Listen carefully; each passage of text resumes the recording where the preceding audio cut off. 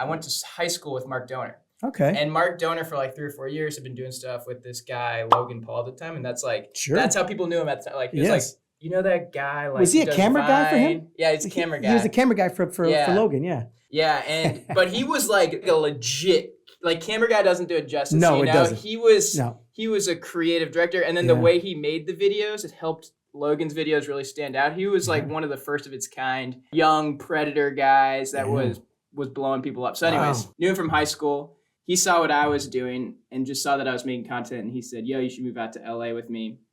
And I was like, okay, let's do it. So I moved out to LA and that's when I met George and and Kylie and you. It's so funny because like that seemed like, and that's a success story, you know? Like I remember when I was in college, there was a guy that I was a friend of mine. And he's like, hey, man, what are you going to do after you leave college? I'm like, I'm going to go to Chicago and do comedy. He's like, dude, let's do it together. I'm like, all right. So we started planning to move to Chicago together. Right. And the day, you know, we graduate with all this stuff. Now we're all set. We're going to go put our money down in a house in Chicago. And so we rent a car in New York and we drive to Chicago. We're singing. We're doing all these fun things all the way there. We pull up to the building. Okay, man, let's go. And he's like, I don't think I can do it, man. What? He just bailed on you? I'm like, what are you talking about? We just drove all this way. He goes, yeah, and I had a conversation with my father last night before we left, and he don't think I should move out. I'm like, you tell me now? We just drove from New York to Chicago. We sang Send Me On My Way together. I said, what do you think was going to happen? You were going to be at a comedy show, and some guys going to be like, you need to be on the stage here? And he's like, I kind of. So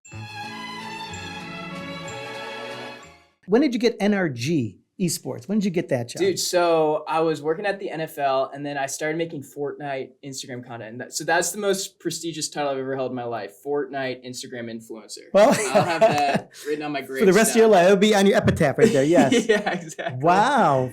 Okay. So I was doing that while I was simultaneously working at the NFL. And that's when the season ended. I wasn't sure if I was going to come back for another NFL season. And someone hit me up and was like, hey, there's these co-owners of Sacramento Kings and Shaquille O'Neal, and they started an esports team. And they don't know what they're doing, really. And they need someone who knows Fortnite and marketing. And I was like, okay, I think I'm the only one above the age of 16 with this knowledge. Yes. So I think you got to go with me. So they're like, okay, you're in. And then I got in there, and they had like 100,000 followers or something at the time. And then now they do like 1 billion views a month. It's crazy. So that's crazy. When you had to end NRG Fortnite. Yes. Did you cry?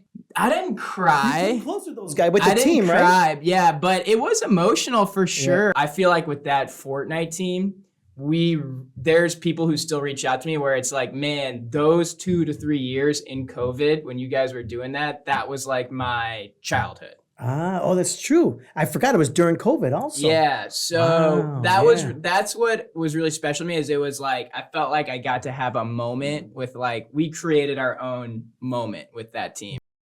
Like, subscribe, comment. Full Squad Gaming. You founded that. Yes. Yes. Inside. So tell me about that thing, because that was an instant hit. You had crazy numbers. Right. Dude, you've been doing your research. Dude. Man. Let's go. So when I had a bunch of success at NRG, I kind of went to the CEO and I was like, yo, I want to start my own company. Or like one day I'm going to start my own company. It's going to be like this. It's going to kind of be like the Pat McAfee show. And it's going to be like a bar stool for gaming. And he was like, whoa, like, why don't you just do that here with me? And I was like, okay. So I went to the board and they were like, yeah, we'll fund it or whatever. And so ended up starting this brand that was more general gaming instead of esports. So esports is like ultra nerdy. You wouldn't really know any of those celebrities, but if you are in that culture, you like freak out. Right, you freak out if you see them. Cult following, I guess is the word I'm looking for. Yeah, sure. And when I use the word nerdy, I use that endearing because I also am a nerd.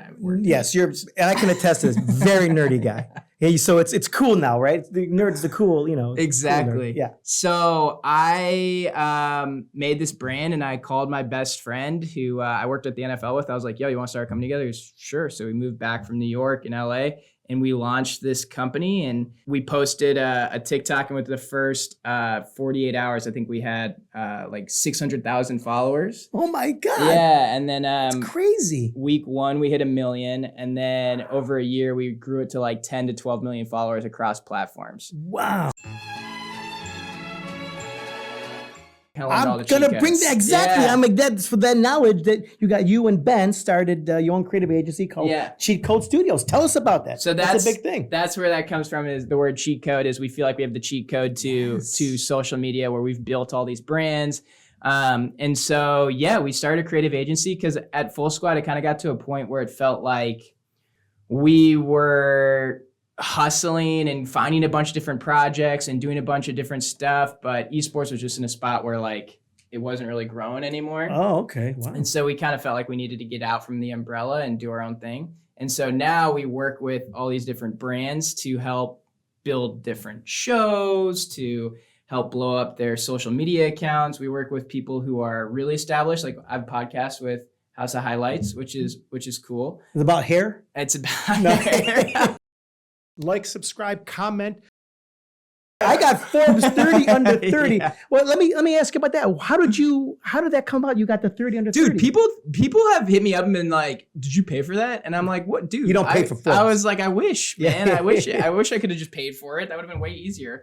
But I just applied for it and said, "Hey, I feel like I'd be a fit." And then they're like, "Great, there's already a few people who have nominated you." And then they sent me another application, and I just shared what I had done in gaming. And then they never called me before I won. Really? So, they did all their own research. Yeah, and like me.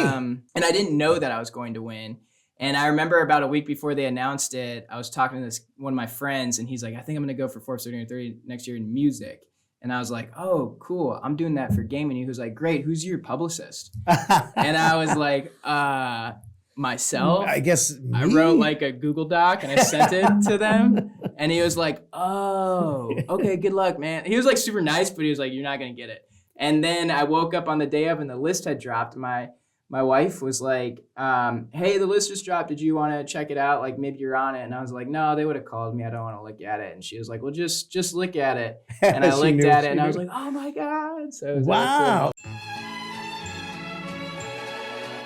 And I literally lived with the first verified ass on Instagram. Really? She lived across the hall from me. Okay. Daisy Keech. Oh yes, Daisy. She had the first verified butt on Instagram. I didn't realize that was. It was like a doctor. It was like this whole viral thing. A doctor like verified that. That she has a real ass and not a Brazilian butt. And she got like millions of followers, and she's literally like I sleep here, she sleeps there, and my long distance girlfriend is in Chicago. Right, that's a strong girlfriend to allow. We made it through. If you can make it through that, I mean, you got to give her props, man. That's giving me a lot of credit. That like it sounds kind of arrogant that first verified butt would be into me. I think maybe that's what she probably realized. That's exactly. She probably thought, listen, I don't have to worry about Grady because she's not gonna be. That's not gonna be her. I don't think that butt's gonna be anywhere near Fortnite Instagram.